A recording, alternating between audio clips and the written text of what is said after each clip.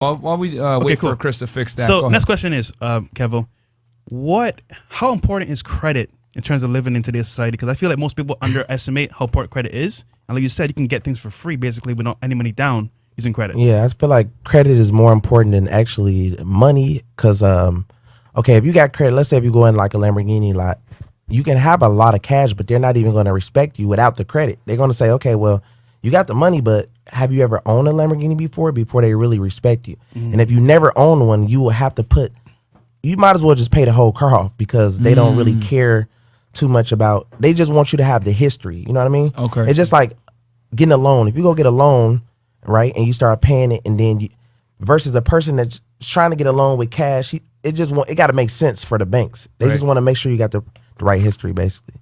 Credit is very important, you know what I mean? It's just got me a long way. Yeah. Okay. And in terms of like business, is it good to have a good credit score? So you got the personal credit score, then you got a business credit score.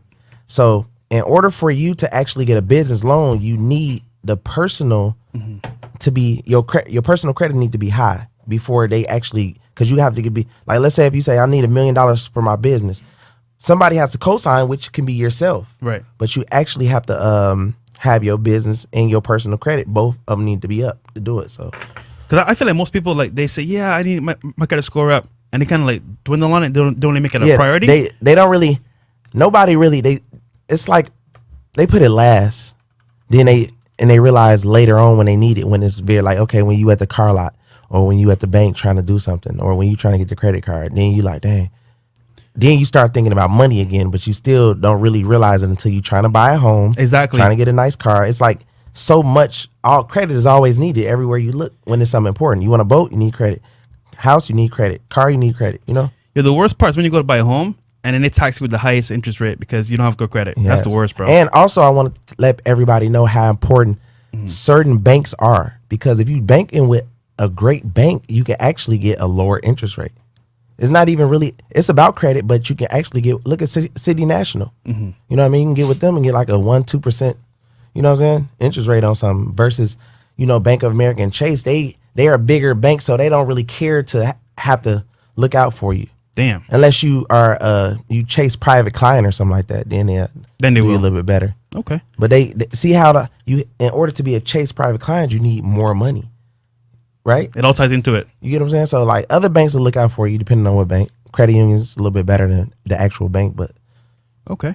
And credit cards. Yeah, of course. Yeah, no. And I think why we're so happy to have you here is like a lot of people look at credit kind of as like, oh no, credit's evil. It's going to mess you up. Like it's going to ruin your life, blah, blah, blah. And it's reality is if you know how to use it correctly and leverage it, it actually gets you a lot of things like you said before where you can finesse the system and get assets without necessarily putting your own money down. So the main thing is that you should actually be able to save your money in your banking account and use the credit to get ahead. Yeah. You know what I mean? Like, so if I want a house, they say 10% down.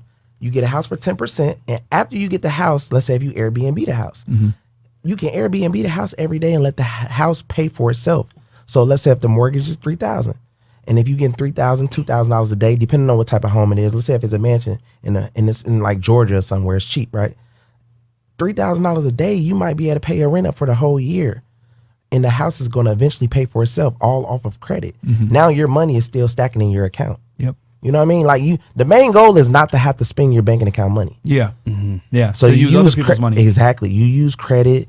You use credit cards. You know what I mean? Like just like, okay, I spend $110,000 a month at ads, but I can use my business card, my gold business card, and they give cash back. So if I spend 100, really I only spent 50. Yeah. Damn. You get what I'm saying? Yeah. So like you have to know these type of things to. What's the cash back on that one? It's 2%. I think it's like 3%, 4%. Oh, wow. Yeah. That's a lot.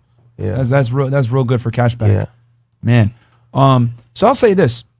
Can you tell us about leveraging credit to maybe put a down payment on a house in a little bit more detail? Because I know that's like a really fantastic way to get yourself into a home without necessarily having the capital in your own bank. So I post a lot of stuff on my Kevo Fans, Kevo Connects, and OnlyFans about credit. So people be like, okay, what is the first step to start on, you know, getting my credit up? Yeah. I always tell them that you should look at what's on your credit first, because you might have a lot of stuff that needs to be removed as far as old addresses, you know, a lot of inquiries, you know, a lot of people got student loans. So I feel like you should clean your credit first and then build it. And how you build it is by like trade lines, or if you know people who have money that's around you with high limit credit cards, 10, 20, $30,000 credit cards, you can ask to be an authorized user on their credit card. So Bam. if, let's say if you guys are friends and he got a $50,000 credit card, you be like, hey bro, can I pay you to be on your credit card for about 4 months? Now he will inherit all your history. You get what I'm saying? Now that's just shot your score up, and he's going to, like I said, 50,000. Now he can potentially get a $50,000 credit card because Experian is going to recommend him to a $50,000 credit card. Yeah. Now here's the question though: will his credit take a ding by, or excuse me, if I'm the one with the good credit, right, Yes. and then I allow him to be an authorized user, will my credit take a ding by allowing him on? No. Okay. So, on Tradeline Supply, they actually offer, this is another secret. On TradelineSupply.com, they actually allow you to sell your trade line. That's how people make thousands and thousands of dollars a month, by going to Tradeline Supply saying, sell my trade line. Your trade line is basically your $50,000 credit card, because that's how you can make money. People don't know that they can make money off having good credit. Good credit pays you in this world today. Can you tell people what a trade line is? Because I Yeah. know a lot of people might not know what that is. Okay, a trade line is somebody else's credit history that you can actually purchase. So if somebody had a credit card since 2010 at $50,000, you can actually go purchase that limit and that credit limit. Well, on a website, basically. Okay. That's all it really is. They call it a trade line, but it's really an authorized user. Yo, you know what's funny? When I first came to America, right? I went on my aunt's credit score. Basically, she had like an 820, right? Yeah. I had no credit history. That boosted me up so much, bro. And then when I got off her credit line, literally I had like a 710 off rip after like 6-7 months. Crazy to me, bro. So what? Another way that people, because trade lines, the credit bureau is starting to catch on to trade lines, right? So the credit bureau respects primaries. Have you ever heard of primaries? Can you tell people what a primary Okay. is? So primaries are sites that sell things like, let's say Home Depot, right? They will have a membership fee. Like you become a member for $20 a month and buy stuff off my site. And in our favor, we will report $5,000 a month to your credit constantly for a year, 2 years, 3 years. Damn. You know what I mean? And that's called a primary, because trade lines you buy and they only stick for like 3-4 months. They fall off unless it's your friend and he could take you off whenever. But if you buying it off a site, they don't keep you on there that long.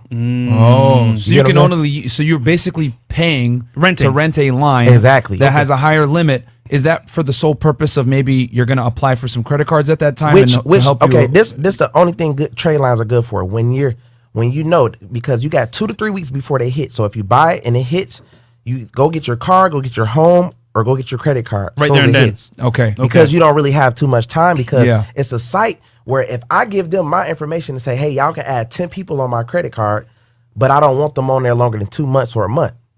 You get what I'm saying? So Gotcha. they're going to pay me, and then the people take my credit or whatever, you know? Gotcha. So that's just how it That works. makes sense. So, okay. So it basically allows the people a finite amount of time, typically shorter, to be able to go out there, apply for whatever they couldn't get before. Yes. And be able to get approved for a home Now, more. like I whatever. said, though, people are starting to catch on to trade lines. They feel Yeah. like everybody is like jumping on the trade lines. So you mix primaries with trade lines. Bam. Yeah. You know what I mean? And when you mix it up, it's just like, oh, you got this. Like you got a whole lot of different memberships, a whole lot of different trade lines. Some people just get one. I usually get 3-4 trade lines. You know, okay. along with going to get secure credit cards, because you can actually go in the bank if you got cash, $10,000 cash, just get a $10,000 credit card, and it's secure. So it's still your money, but it makes it look better to the person that's pulling your credit. Yeah. That You know you what I have mean? that.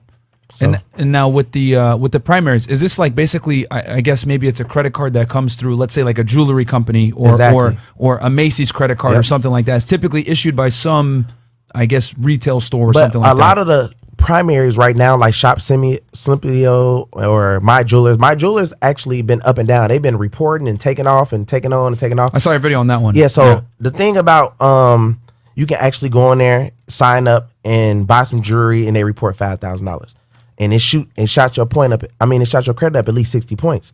But a lot of people catching on to that. Then it was Credit Strong. A lot of people catching on to that. So they got a whole lot of primary sites that people don't know about.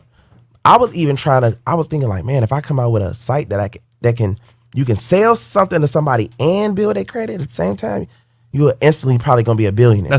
That's gangster right You know there. what I mean? Like seriously. I know my jewelers gotta have ran up some billions. Yeah, had to have. They had to.